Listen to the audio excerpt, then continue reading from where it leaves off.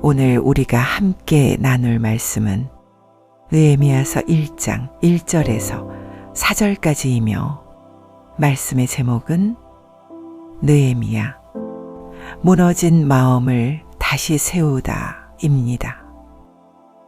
그럼 오늘 우리에게 들려주시는 하나님의 말씀을 읽어보겠습니다. 1절 말씀입니다. 하가랴의 아들 느헤미야의 말이라. 아닥사스다 왕 제20년 기슬루월에 내가 수산궁에 있더니 2절 말씀입니다. 나의 한 형제 중 하나니가 두어 사람과 함께 유다에서 이르렀기로 내가 그 사로잡힘을 면하고 남아있는 유다 사람과 예루살렘 형편을 물은즉 3절 말씀입니다. 저희가 내게 이르되 사로잡힘을 면하고 남은 자가 그 도에서 큰 환난을 만나고 능욕을 받으며 예루살렘 성은 회파되고 성문들은 소화되었다 하는지라. 4절 말씀입니다. 내가 이 말을 듣고 앉아서 울고 수일 동안 슬퍼하며 하늘의 하나님 앞에 금식하며 기도하여 아멘. 느헤미야의 조상들은 기원전 586년 남유다의 멸망과 함께 바벨론의 포로로 끌려온 이들이었습니다. 시간이 흘러 바벨론은 역사의 뒤안길로 사라지고 페르시아라는 새로운 제국이 그 자리를 대신하게 됩니다. 하지만 느헤미야는 여전히 이방인이자 포로의 후손이라는 신분으로 살아가야만 했습니다. 우리가 지난 7월에 함께 나누었던 에스더의 이야기가 바로 이 페르시아 제국을 배경으로 하고 있습니다. 에스더가 생명을 걸고 왕 아하수에로 앞에 나아가 유대 민족을 구원했던 그 역사는 느헤미야의 시대보다 약 30년에서 40년 전, 그러니까 정확히 한 세대 앞서 일어난 사건이었습니다. 에스더의 때에 역사를 주관하셨던 하나님께서는 이제 다음 세대인 느헤미야를 불러 또 다른 회복의 사명을 감당하게 하시려고 그를 페르시아 궁정의 자리에 미리 세워두십니다. 당시 느헤미야는 세계를 제패했던 페르시아 왕궁에서 부와 명예를 거머쥔 최고급 엘리트로 아쉬울 것 없는 화려한 삶을 살아가던 인물이었습니다. 본문과 같은 장인 11절 말씀을 보게 되면 그의 정확한 신분이 드러납니다. 그때 내가 왕의 술관원이 되었었느니라. 여기서 술관원은 그저 왕의 술잔을 채우는 정도의 심부름꾼이 아니었습니다. 왕과 가장 가까운 거리에서 국정을 논하고 왕의 신임을 독차지하는 오늘날의 대통령 비서실장이나 핵심 실세 장관에 비견되는 최고의 자리였습니다. 그래서 왕이 자신의 생명을 온전히 믿고 맡길 수 있는 극소수에게만 허락한 특별한 위치였던 것이죠. 그러나 이 화려함 뒤에는 이루 말할 수 없는 위태로움이 숨겨져 있었는데요.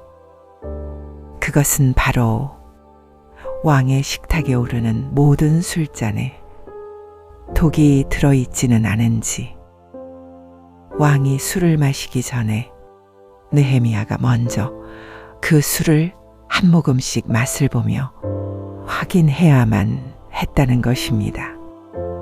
한 모금의 술로 인해 마지막 목숨이 될지도 모르는 긴장감 속에서 느헤미야는 매일같이 죽음의 그림자를 감지하며 살아야만 했습니다.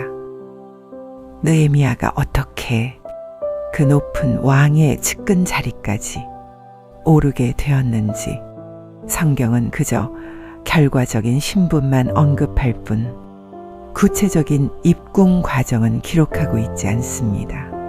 그리고 역사적 문헌들 역시 느헤미야가 페르시아 궁정에 술 맡은 관원이 되기까지의 과정에 대해서는 침묵하고 있습니다. 이처럼 남아있는 기록의 한계 속에서 느헤미야의 지나온 과거는 아쉽게도 깊은 안개 속에 가려져 있습니다. 하지만 낯선 타국 땅에서 느헤미야가 포로의 후손으로 살아가며 왕의 생명을 책임지는 자리에 올랐다는 것만으로도 느헤미야가 얼마나 치열하고 성실하게 살았을지 충분히 짐작해 볼 수 있습니다. 어쩌면 역설적으로 성경과 역사의 침묵 덕분에 우리는 더 깊은 묵상의 자리로 나아갈 수 있는지도 모릅니다. 포로의 후손이라는 신분에서부터 왕의 생명을 책임지는 자리까지 오르기 위해 느헤미야가 감내해야만 했던 수많은 눈물과 땀, 그리고 그 치열한 삶의 터전 속에서 하나님을 향해 끝내 지켜낸 믿음의 궤적들을 우리로 하여금 더 깊이 헤아려 보게 합니다. 페르시아 제국 아닥사스다 왕 제20년 찬바람이 부는 기슬로월, 그러니까 오늘날의 11월과 12월 사이의 추운 겨울철에 조국 유대 땅에서 동포 하나니가 찾아옵니다. 오랜만에 고향 소식을 들을 수 있다는 부푼 마음에 느헤미야는 예루살렘의 안부를 묻게 됩니다. 하지만 돌아온 대답은 너무나도 참담했습니다. 본문 3절 말씀입니다. 저희가 내게 이르되 사로잡힘을 면하고 남은 자가 그 도에서 큰 환난을 만나고 능욕을 받으며 예루살렘 성은 회파되고 성문들은 소화되었다 하는지라. 방금 읽은 3절 말씀 가운데 눈여겨볼 부분이 있습니다. 그것은 그 도에서라는 대목입니다. 여기서 도는 우리가 흔히 말하는 길을 의미하는 것이 아니라 당시 예루살렘과 그 주변을 아우르는 행정구역을 뜻하는 말입니다. 그래서 그 도에서 큰 환난을 만나고 능욕을 받으며 라는 말씀을 다음과 같이 정리해 볼 수 있습니다. 예루살렘과 그 주변 유대 행정구역 전체를 지키던 성벽, 즉 공동체를 감싸던 최후의 방어막이 완전히 무너져 내렸다는 뜻으로 이해할 수 있겠습니다. 고대 사회에서 성벽의 붕괴는 단순히 건물이 무너진 것 이상의 의미를 갖습니다. 그것은 모든 방어 체계가 뚫렸다는 뜻이며 생명과 안전을 보장받을 수 있는 울타리가 사라졌음을 의미합니다. 결국 3절 말씀은 예루살렘에 남겨진 백성들이 그 어떠한 보호도 받지 못한 채 끊임없는 약탈과 짓밟힘 속에 무방비로 방치되었다는 참혹함을 고스란히 보여주고 있다 하겠습니다. 예루살렘의 참담한 소식 앞에 느헤미야의 일상은 완전히 멈춰서고 맙니다. 그는 호국을 향한 아픔을 외면하지 않았고 온몸으로 그 고통을 대면하며 동포들의 비극을 자신의 상처처럼 온전히 끌어안고 하나님께 엎드렸습니다. 오늘 본문 말씀인 4절입니다. 내가 이 말을 듣고 앉아서 울고 수일 동안 슬퍼하며 하늘의 하나님 앞에 금식하며 기도하여. 느헤미야는 모든 것을 내려놓은 사람처럼 가슴을 치며 아파하는 모습을 보입니다.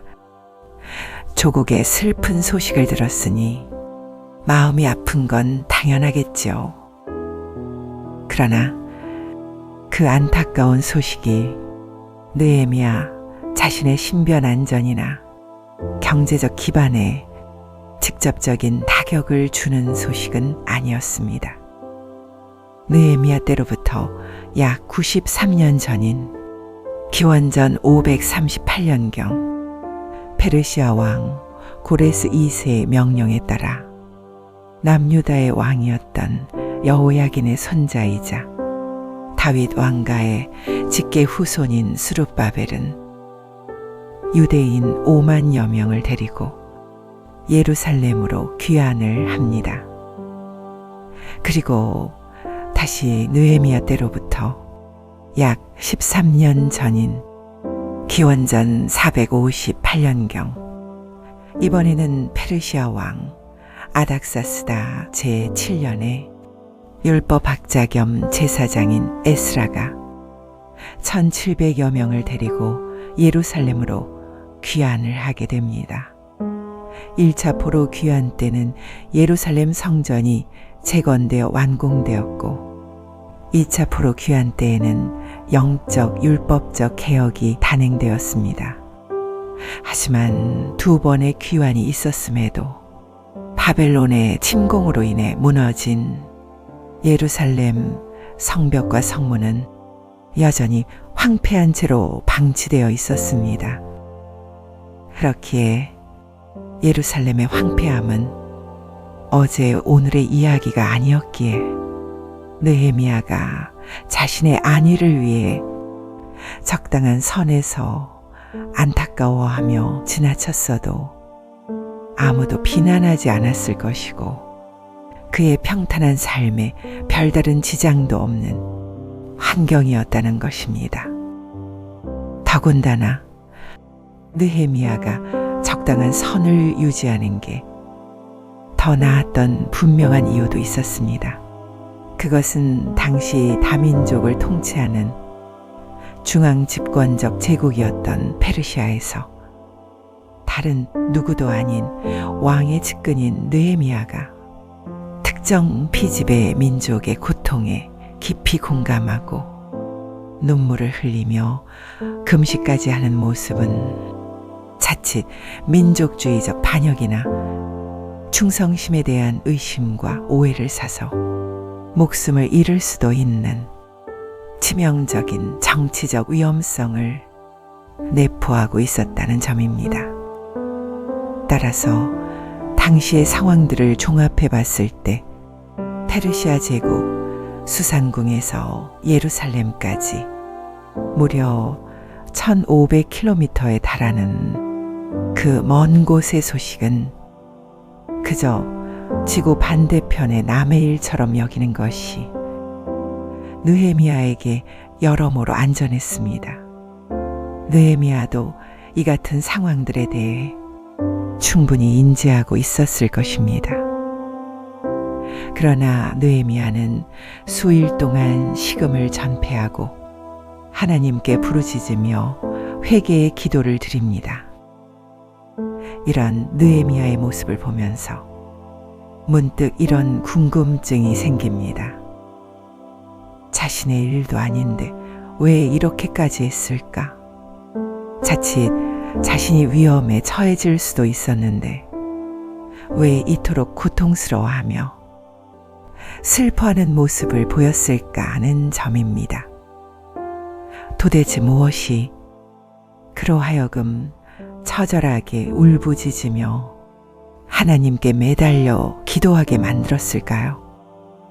그것은 비록 느헤미야가 멀리 떨어진 이방 땅에 살고 있었을지라도 그의 마음과 시선은 무너진 성벽을 넘어 하나님의 거룩한 이름이 머문 예루살렘과 언약 백성을 향해 있었기 때문입니다.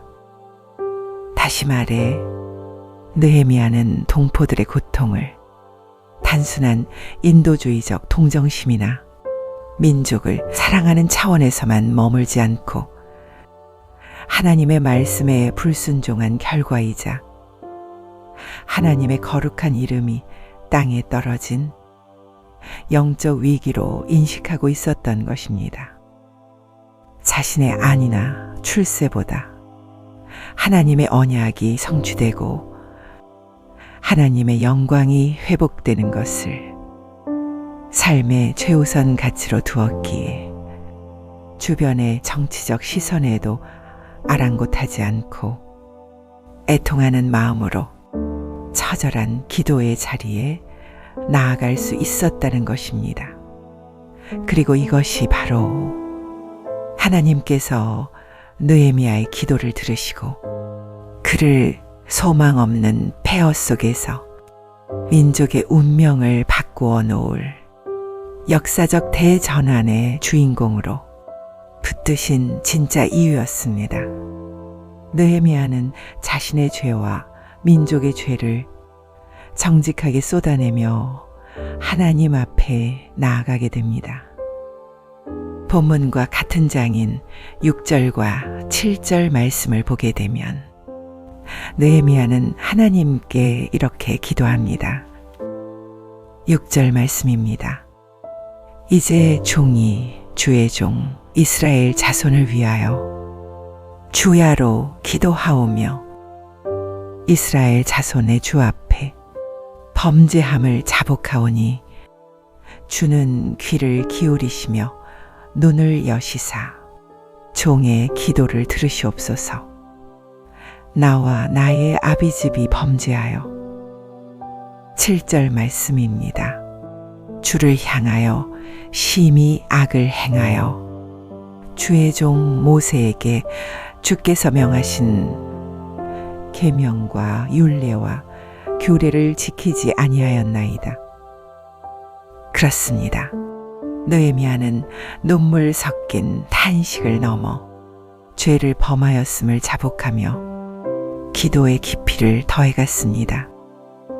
느헤미야는 무너진 현장을 진정으로 바로 세우기 위해서는 그 어떤 물리적인 계획에 앞서 하나님의 말씀과 법도를 지키지 못했던 죄악을 통회하고 하나님의 마음으로 자신의 내면을 먼저 채워야 함을 잘 알고 있었던 것입니다.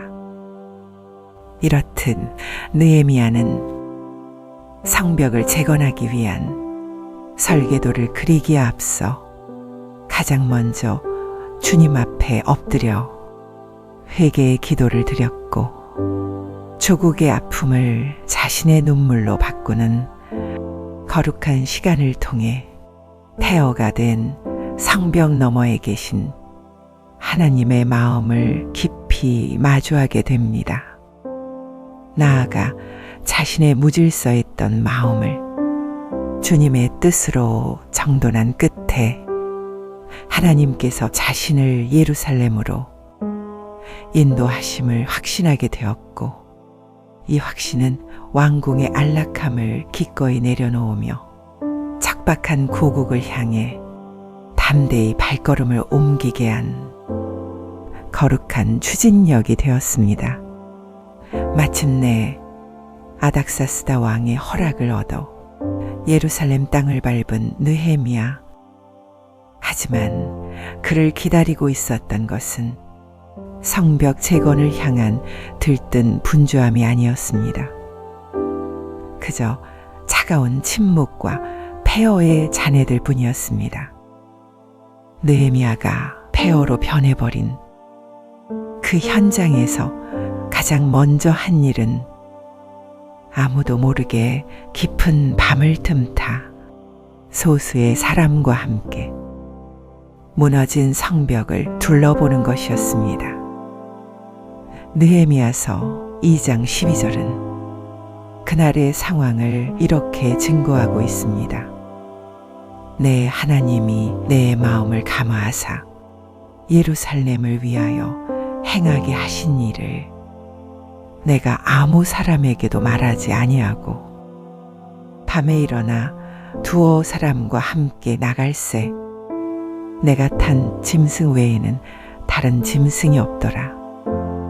느헤미야가 무너진 성벽의 현장을 은밀히 시찰한 것은 단순히 성벽이 어느 정도 파손되었는지를 확인하는 기술적인 조사가 아니었습니다.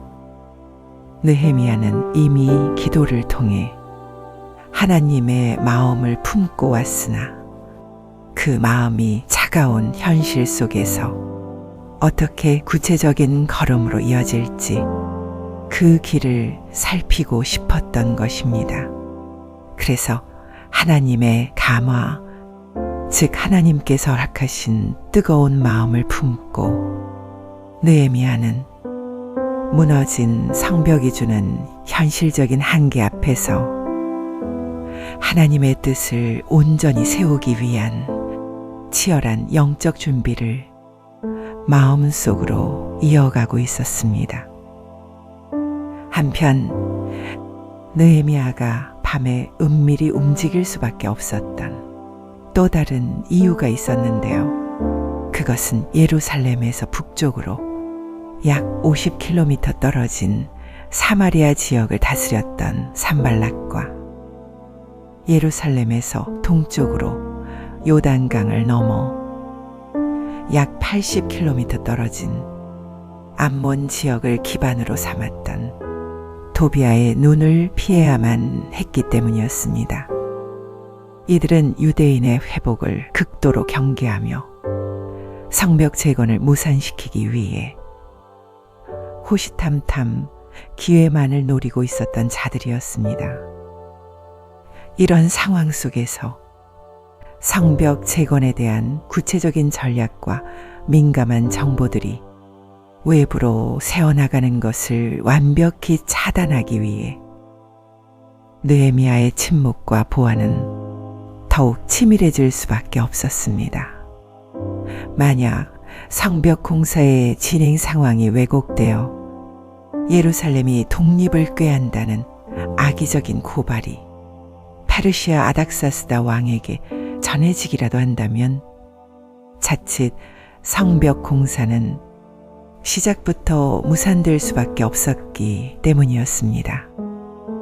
결국 느헤미야의 치밀한 보안은 눈앞에 물리적 위협과 정치적 모함이라는 거대한 파도를 넘어서기 위한 반드시 필요한 전략이었습니다. 안팎으로 거센 위협이 도사리는 가운데 느헤미야는 제사장들과 백성들을 독려하며 성벽 재건의 첫발을 내딛게 됩니다.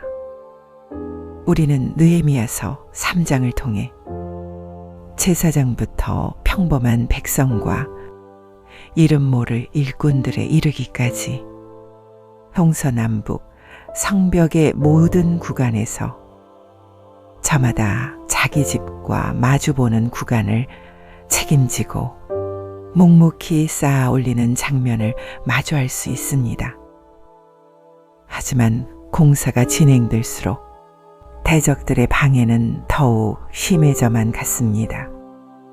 산발락과 도비아를 비롯한 대적들은 끊임없는 무력, 도발과 위협으로 이스라엘 백성들을 극심한 공포 속으로 몰아넣었는데 이 장면은 느헤미야서 4장에 생생하게 기록되어 있습니다.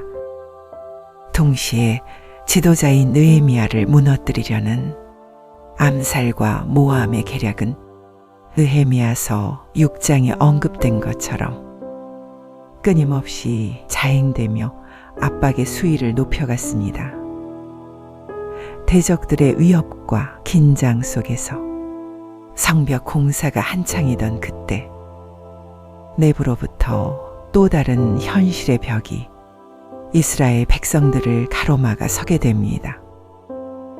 느헤미야서 4장 10절 말씀은 당시의 상황을 이렇게 기록하고 있습니다.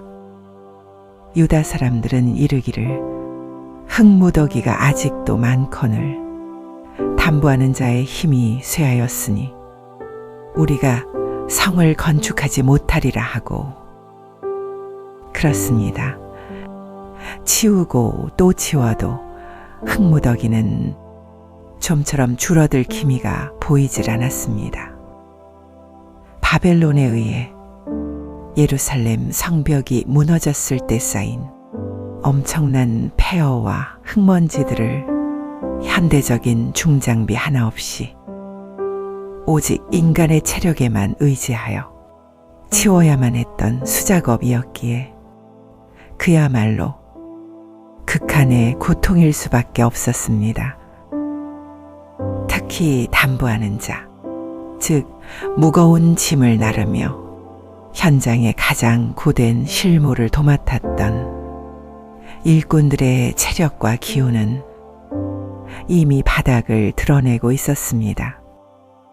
끝이 보이지 않는 막대한 작업량이 지칠 대로 지쳐 마음마저 꺾이게 되자 결국 백성들의 입에서 더 이상 할 수 없다는 탄식과 포기의 소리가 터져나오고 맙니다.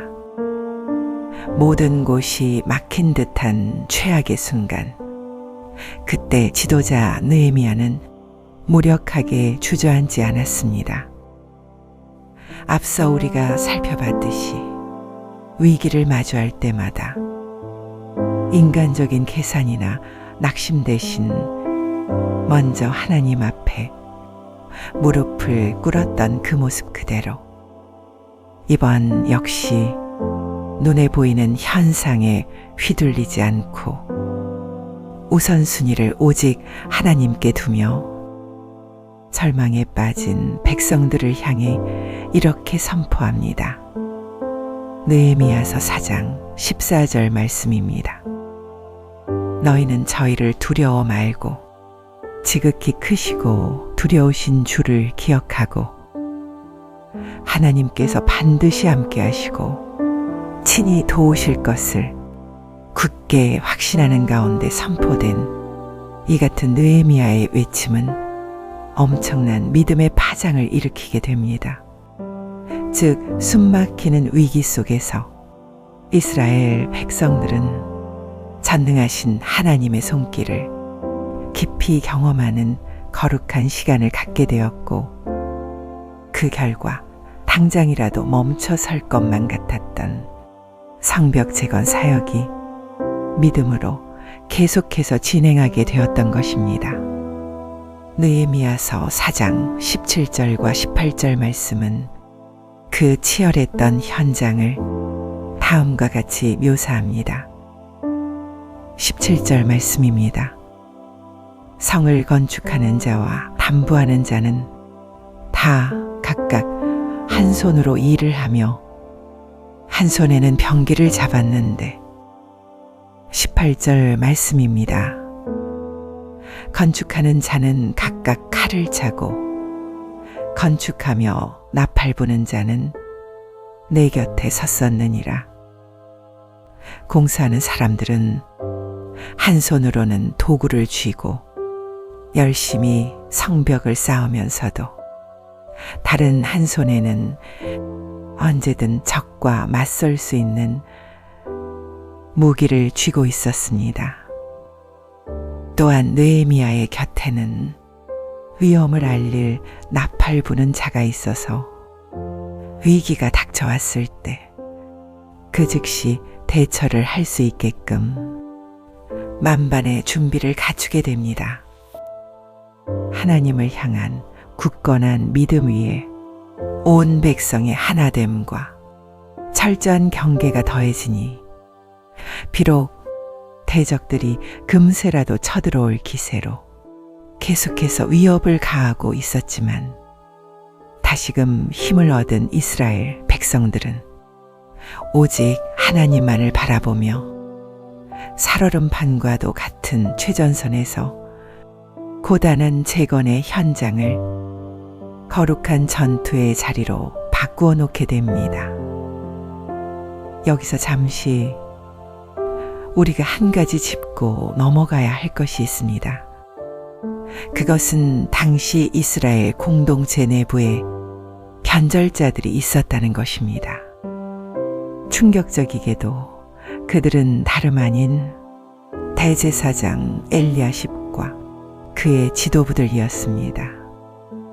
물론 성벽 재건 당시 대제사장 엘리야십이 제사장들과 함께 성전에 바칠 양들이 들어오던 곳이라 하여 양문이라 불렸던 상징적인 문을 가장 먼저 고치며 헌신하는 영적 지도자의 모습을 보인 건 맞습니다.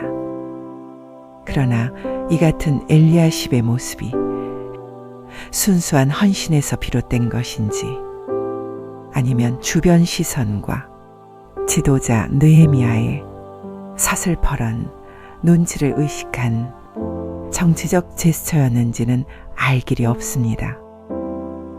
아무튼 분명한 사실은 이들이 느헤미야가 오기 전부터 이미 산발락과 도비아와의 인척 관계로 얽혀 있었던 기득권 세력들이었다는 점입니다. 그래서 우리는 당시 예루살렘의 지도부와 귀족 가문 상당수가 이방 세력과 깊게 유착되어 있었다는 것을 알아야 합니다. 이들은 느헤미야가 예루살렘에 머무는 동안 대놓고 악행을 드러내지는 않았습니다. 하지만 성벽 공사가 한창 진행되던 상황 속에서도 여러 차례 도비아와 편지를 주고받으며 은밀히 변절의 씨앗을 키우고는 있었습니다.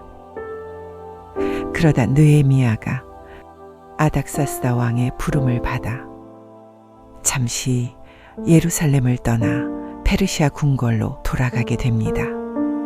그러자 강력한 리더십의 중심이 사라지자 대제사장 엘리야십과 그 지도부는 마침내 숨겨왔던 본색을 드러내며 치명적인 악행을 저지르고 맙니다. 느헤미야서 13장 4절과 5절 말씀에서 밝히듯 대제사장 엘리야십은 이미 인척관계로 깊이 얽혀 있었던 암몬 사람 도비아를 위해 하나님의 성전 창고를 거처로 마련해주는 심각한 변절의 모습을 보이게 됩니다. 이뿐만이 아닙니다. 느헤미야서 13장 28절 말씀을 보게 되면 당시 대제사장 엘리야십의 손자 요야다의 아들들 중 한 사람이 또 다른 대적인 사마리아 총독 산발랏의 사위가 됨으로써 종교 지도자 가문이 이방 세력과 사돈 관계로 결탁하는 영적 타락의 정점을 찍는 모습까지 보이게 됩니다.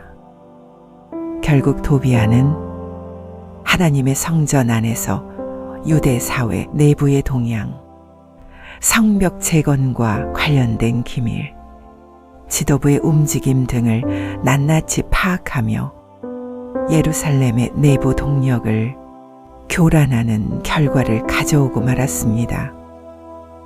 페르시아에서 예루살렘으로 다시 돌아온 느헤미야는 공동체의 근간을 흔드는 이 같은 치명적인 부패를 결코 좌시할 수 없었습니다. 느헤미야는 도비아의 모든 살림살이들을 성전 밖으로 단숨에 내던져 버렸고 이방 세력과 사돈을 맺고 성전을 더럽힌 대제사장 엘리야십의 손자는 제사장 직분을 박탈당하고 유대 공동체 일원으로 살아갈 권리마저 빼앗긴 채 예루살렘에서 추방됩니다.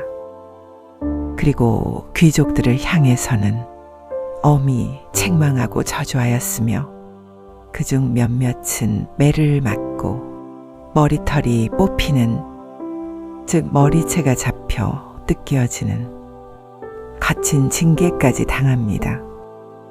그런데 웬일인지 이 모든 사태의 원인 제공자인 대제사장 엘리야십에 대한 처벌이 성경에는 언급되지 않고 있습니다.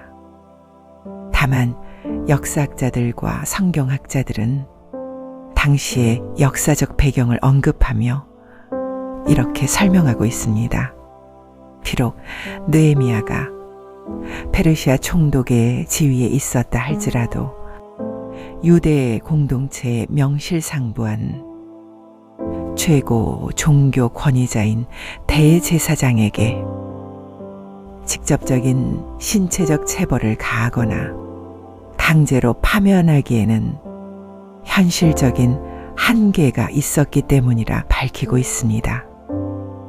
당시 페르시아 제국은 피지배 민족을 직접 통치하기보다는 각 지역의 종교 지도자와 자치 조직을 인정해주는 간접 통치 정책을 펼쳤습니다.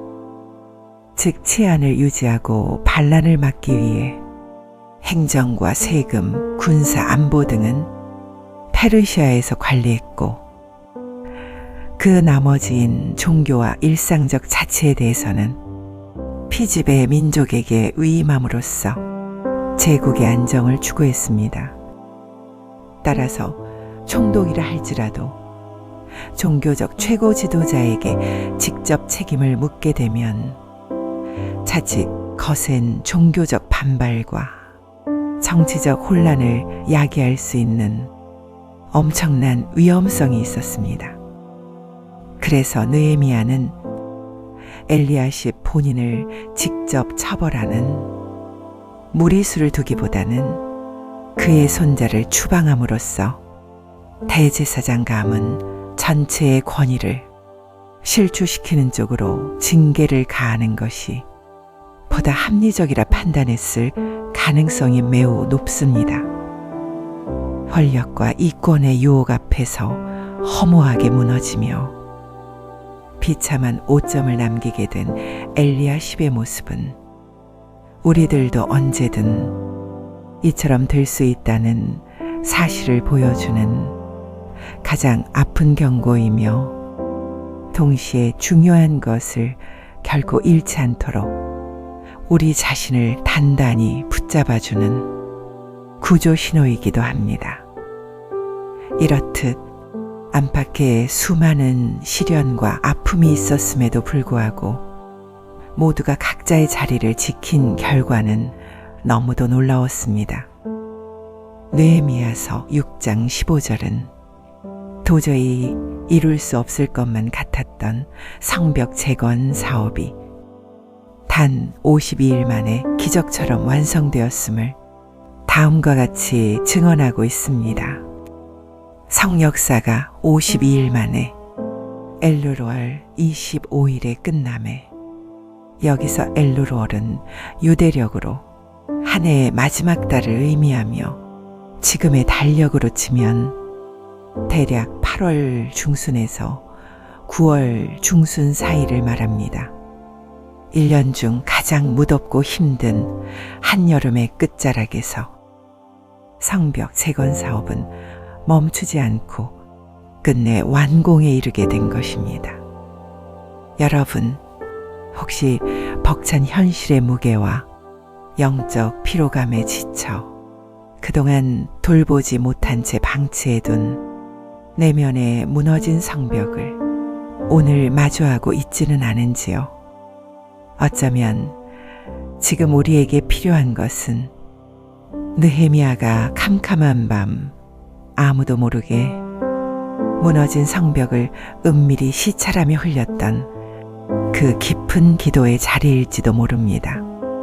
차가운 현실의 벽 앞에서 좌절하는 대신 하나님의 마음을 구했던 치열한 영적 준비, 그리고 흙무더기 앞에서 포기하지 않고 한 손에는 생업의 연장을, 다른 한 손에는 기도의 병기를 붙들었던 그 끈질긴 순종이 우리에게도 절실히 요청됩니다. 대지가 바짝 말라가는 무더운 엘루롤의 그 혹독한 한복판에서도 52일 만에 성벽을 완성해낸 것처럼 우리의 일상 역시 하나님의 역사가 임하는 거룩한 재건의 현장이 될 수 있습니다. 무더운 이 계절, 재충전의 시간을 보내는 우리에게 느헤미야의 이야기는 묵직하게 묻습니다. 당신의 무너진 성벽은 어디인가요? 우리의 삶도 결코 느헤미야의 현장과 다르지 않습니다.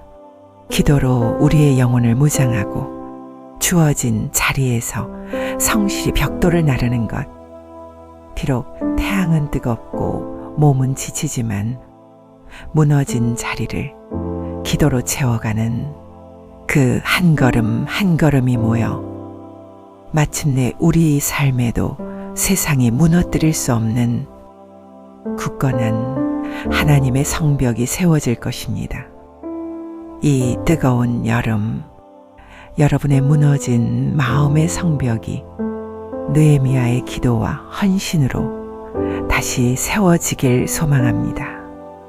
비록 지금은 길이 험하고 지칠지라도 주님과 함께 쌓아 올리는 여러분의 하루하루가 주님의 은혜로 더욱 단단해질 것을 믿습니다. 우리 함께 손을 잡고 이 여름의 끝을 넘어 다시금 주님께서 기뻐하시는 삶의 자리로 힘차게 나아갔으면 좋겠습니다.